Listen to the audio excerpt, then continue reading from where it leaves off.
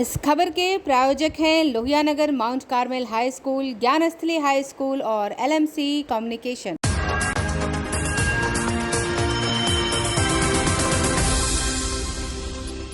नमस्कार, मैं अक्षिता और आप देख रहे हैं आंखें न्यूज़ 24। रात 8 बजे के समाचार में आप सभी का स्वागत है। तो आइए देखते हैं रात 8 बजे के समाचार। प्रधानमंत्री नरेंद्र मोदी ने अफगानिस्तान की राजधानी काबुल पर तालिबान का कब्जा होने के बाद की स्थिति की समीक्षा के लिए उच्च स्तरीय बैठक की। केंद्रीय मंत्री नितिन गडकरी ने कहा है कि 1 जून 2024 से सभी वाहनों को स्क्रैपिंग नीति के दायरे में लाया जाएगा।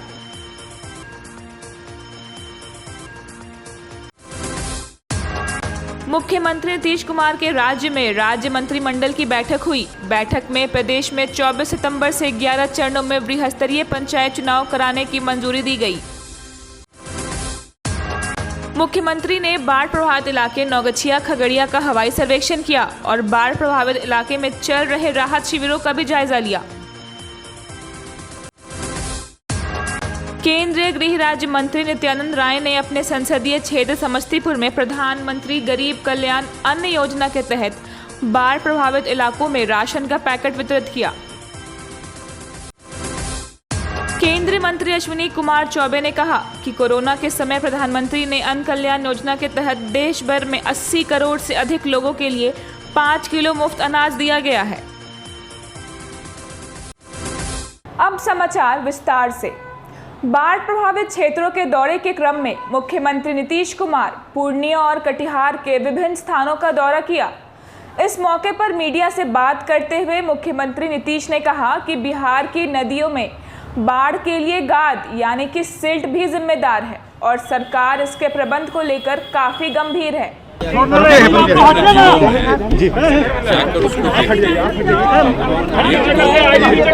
एरियली देख लेना, वो तो बहुत ज्यादा सब कुछ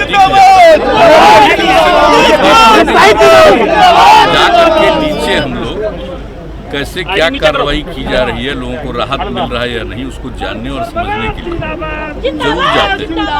और आप देख लीजिए कि हम लोग हर जगह की खबर लेते हैं। कटिहार का क्या लगाई है जो कटिहार में अफेक्टेड है, सब गंगा नदी के कारण ही है प्रभावित। और इस बार जानते ही हैं कि 2016 में जैसे गंगा नदी का जलस्तर बहुत ऊपर हुआ था, उसी तरह से इस बार भी थोड़ा सा कम, लेकिन अफेक्टेड कम नहीं हुआ। सर, किसानों का मुआवजा और गंगा नदी का 2016 में तो आए ही थे ना। जी। लेकिन इस एरिया में कटिहार में तो एक गंगा नदी से भी हुआ था और उधर से भी सब नदियों के चलते हुआ था, 2 बार हो गया था ना। तो हम लोग जाते ही रहे और अक्सर आते ही रहे, देखते ही रहे हर साल। तो इस बार हर साल देखते ही साल आते हैं। तो इस बार जो गंगा नदी का ज़्यादा इफेक्टेड हुआ ना, तो हम लोग को तुरंत मालूम हुआ और ये सोच करके हम लोग आकर के देख लिए है प्रभाव। इसलिए सारी बात होती रहती है और सब लोगों को राहत देना है। और आप जानते हैं कि हम लोग हर प्रकार से किसी को अगर बाहर रखना है तो बाहर रखने का इंतज़ाम, अगर भोजन कराना है तो भोजन का इंतज़ाम, और पूरे कटिहार में अनेक जगहों पर भोजन का इंतज़ाम, अलग रखने का भी इंतज़ाम ये लोग कर रहे हैं। और उसके अलावे सब परिवार जो प्रभावित परिवार होगा उसको हम लोग राहत भी देते हैं, मदद भी करते हैं।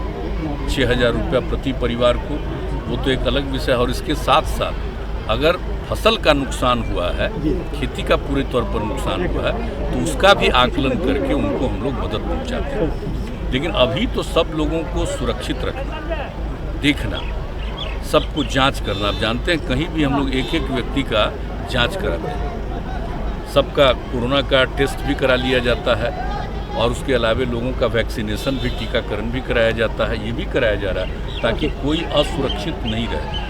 कोई अगर एक आदमी का पॉजिटिव हो गया कोरोना को लेकर के तो बहुत लोग प्रभावित हो सकते हैं। तो इसलिए एक जगह पर ये काम किया जा रहा है, जहाँ कहीं भी ये इंतजाम किया जाता है वहाँ पर सबका टेस्ट भी किया जाता है और वैक्सीनेशन तो कराया ही जाता है, सबका टीकाकरण कराया जाता है। अन्य प्रकार की किसी प्रकार से उनकी तबीयत खराब हो उसको देखने के लिए डॉक्टर्स आते हैं, सारा उनका प्रबंध किया जाता है।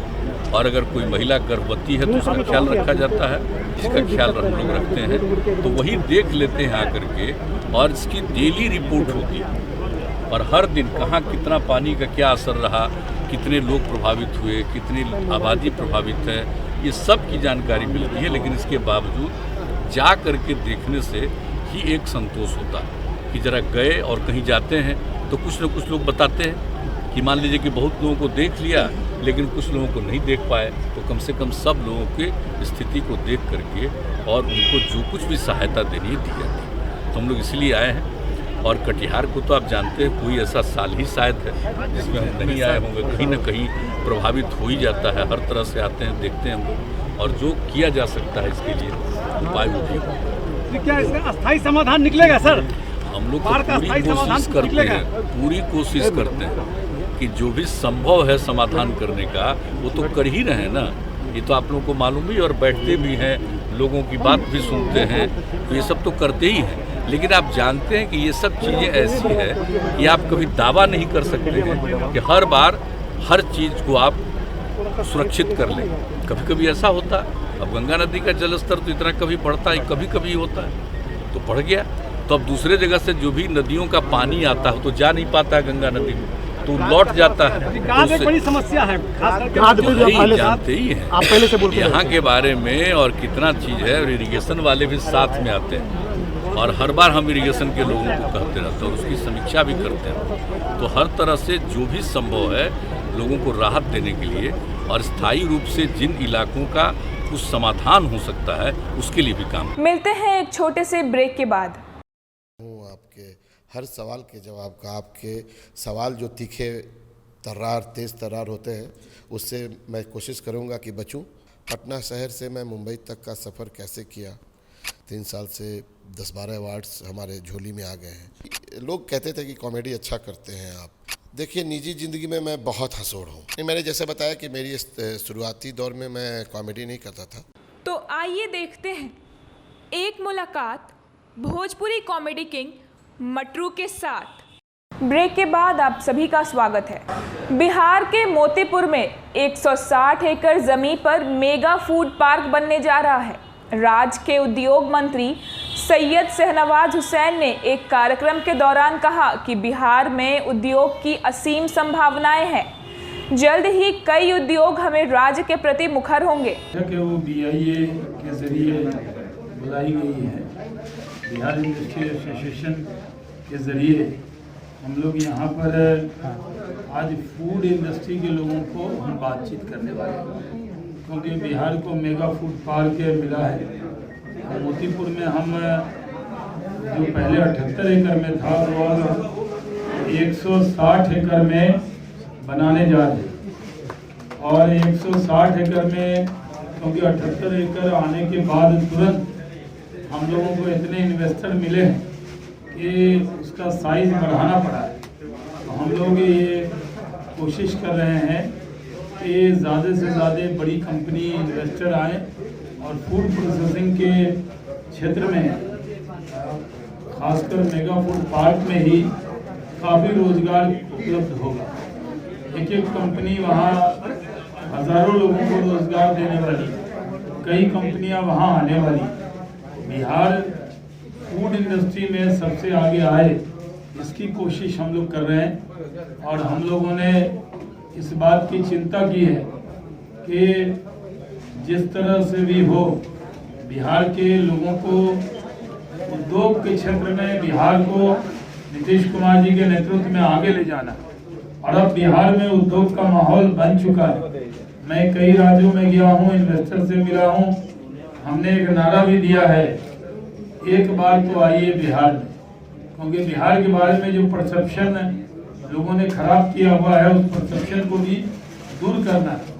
बिहार में कानून का राज है, सुशासन है। केंद्रीय इस्पात मंत्री रामचंद्र प्रसाद सिंह के नालंदा जाने के क्रम में पटना साहिब विधानसभा क्षेत्र के सैकड़ों जदयू कार्यकर्ताओं ने भव्य स्वागत किया। RCP सिंह ने कहा कि आज जो कुछ भी हूँ नीतीश कुमार के बदौलत ही हूँ।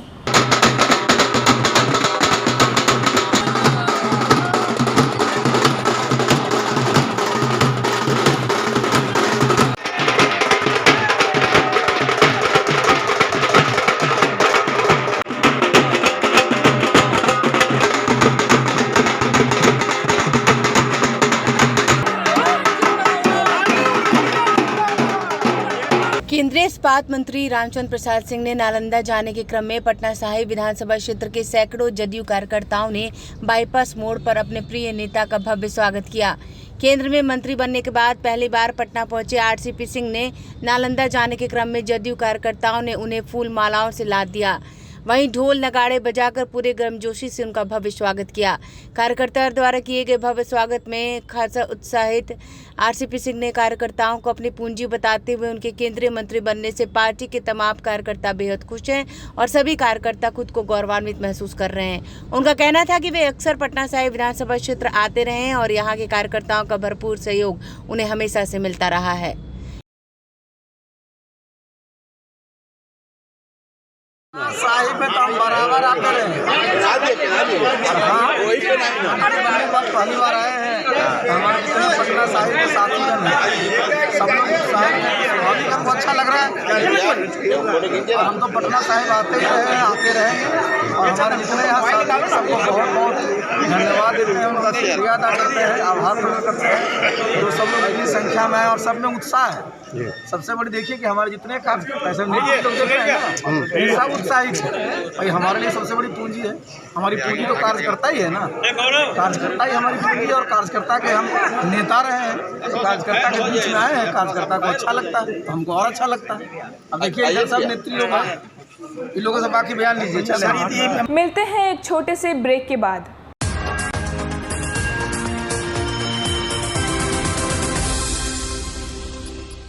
I'm Shalini Singh, principal of Lohianagar Mount Carmel School.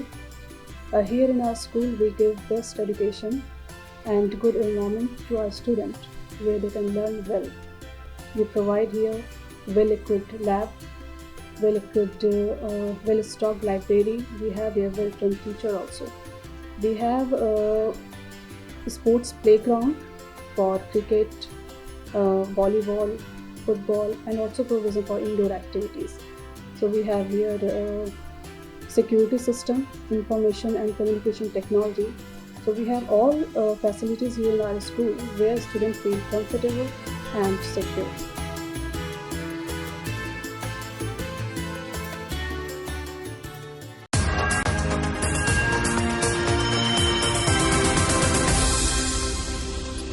Break के बाद आप सभी का स्वागत है।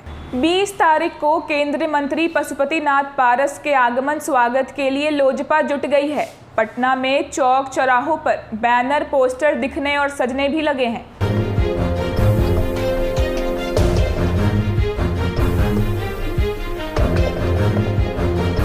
लोजपा के राष्ट्रीय अध्यक्ष और केंद्रीय खाद्य प्रसंस्करण मंत्री पशुपति कुमार पारस केंद्रीय मंत्रिमंडल में शामिल होने के बाद पहली बार 20 अगस्त को पटना आएंगे। पार्टी के कार्यकर्ताओं ने उनके स्वागत की तैयारी शुरू कर दी है। केंद्रीय मंत्रिमंडल में शामिल होने के बाद उनका यह पहला बिहार दौरा है। राष्ट्रीय अध्यक्ष एयरपोर्ट पर उतरते के बाद सीधे संसदीय क्षेत्र हाजीपुर के लिए रवाना होंगे। वहां वे बाढ़ से प्रभावित इलाकों का भ्रमण करेंगे तथा बाढ़ प्रभावितों के बीच चलाए जा रहे राहत कार्य और बाढ़ ग्रस्त प्रखंडों में और भी जरूरी कार्यों की समीक्षा करेंगे। राष्ट्रीय अध्यक्ष ने बाढ़ग्रस्त जिलों के जिलाध्यक्षों एवं वहां के प्रमुख साथियों को निर्देश दिया कि प्रभावित लोगों के बीच ज्यादा से ज्यादा राहत कार्य चलाएं एवं सभी लोगों के बीच राहत सामग्री पहुंचाने में लगे। लोजपा और दलित नेता के कार्यकर्ताओं में काफी उत्साह है। पूरे राज्य में 20 अगस्त को लोजपा और दलित सेना के हजारों कार्यकर्ता अपने नेता पारस के स्वागत में पटना पहुंचेंगे। स्वागत को लेकर पूरे पटना शहर को होर्डिंग, बैनर, पोस्टर और तोरण द्वार से सजाने की तैयारी शुरू कर दी गई है। ब्यूरो रिपोर्ट, आंखें न्यूज़ 24।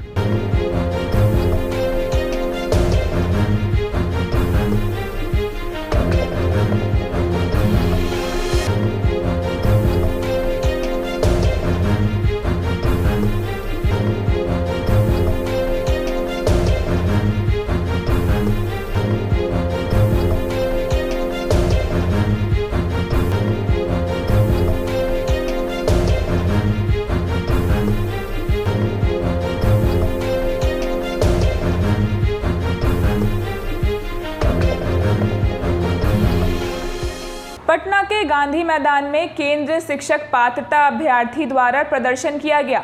प्रदर्शन के दौरान पुलिस द्वारा हिरासत में भी लिया गया। अभ्यर्थी शिक्षक बहाली प्रक्रिया में शामिल नहीं किए जाने पर विरोध कर रहे थे। पटना के गांधी मैदान में केंद्रीय शिक्षक पात्रता परीक्षा दिसंबर 2019 और जनवरी 21 को लेकर अभ्यर्थियों ने किया प्रदर्शन। बिहार में शिक्षक बहाली प्रक्रिया में शामिल नहीं किए जाने का कर रहे हैं विरोध। शिक्षक नियोजन छठे चरण के तीसरे राउंड में शामिल करने की मांग कर रहे हैं। पुलिस के द्वारा प्रदर्शन कर रहे हैं अभ्यर्थी को गांधी मैदान से खदेड़ा गया। कुछ अभ्यर्थियों को लिया गया हिरासत में।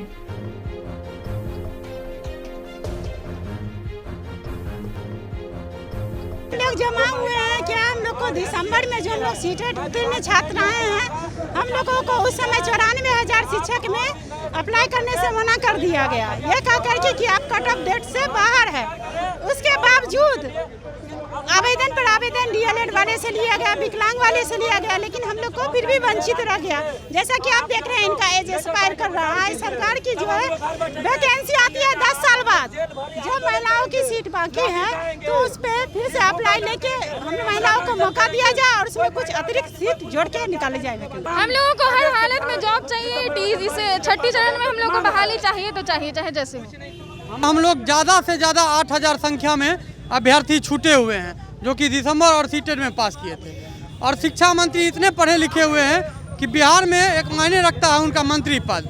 उनको इस मैटर पे एक बार अगर आपके माध्यम से हमारी आवाज़ वहाँ तक पहुँच जाए तो इस मैटर पे जाके बात कीजिए कि 7-8 हज़ार बच्चा बचा हुआ है सर, इस छठे चरण में उसको मौका दे दीजिए।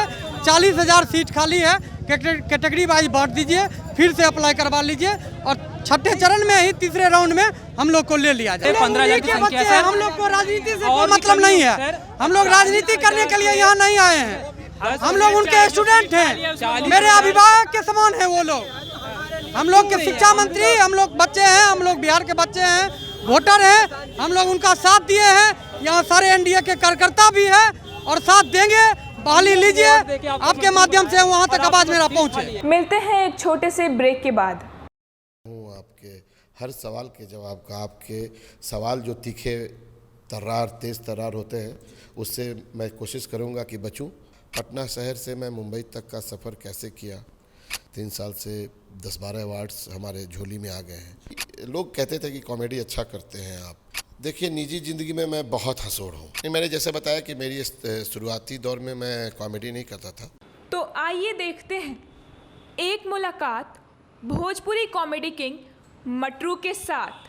ब्रेक के बाद आप सभी का स्वागत है। मधुमेह रोगियों के लिए करीब 28 लाख की लागत से 2 तरह के 2650 इंसुलिन स्वास्थ्य मंत्री मंगल पांडे को सौंपा गया।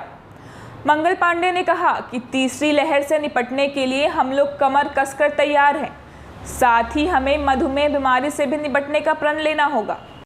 नोवो नॉर्डिस्क इंडिया द्वारा मधुमेह रोगियों के लिए करीब 28 लाख की लागत से 2 तरह के 2650 इंसुलिन राज्य के स्वास्थ्य मंत्री मंगल पांडे को सौंपा गया। इसके लिए श्री पांडे ने कंपनी का आभार प्रकट करते हुए कहा कि भारत कोविड की तीसरी लहर की तैयारी कर रहा है। ऐसे समय में नोवो नॉर्डिस्क द्वारा प्रदत्त इंसुलिन काफी उपयोगी होगा।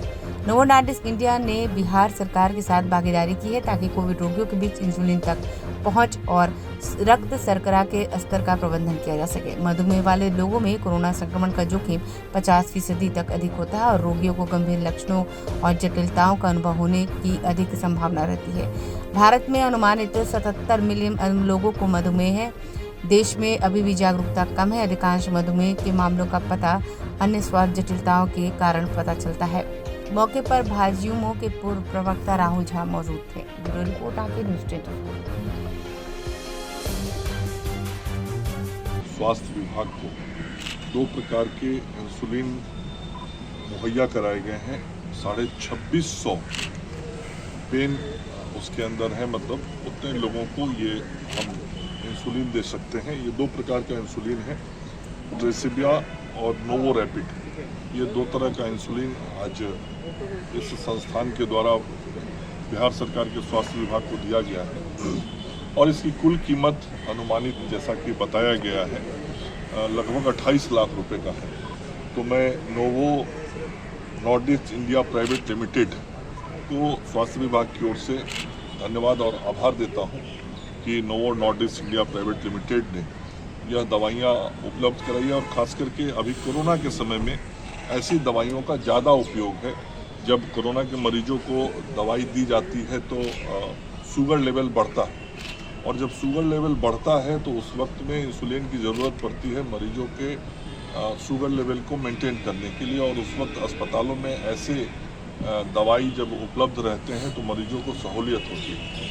तो इस काम को नोवो नॉर्डिस्ट इंडिया प्राइवेट लिमिटेड ने किया है।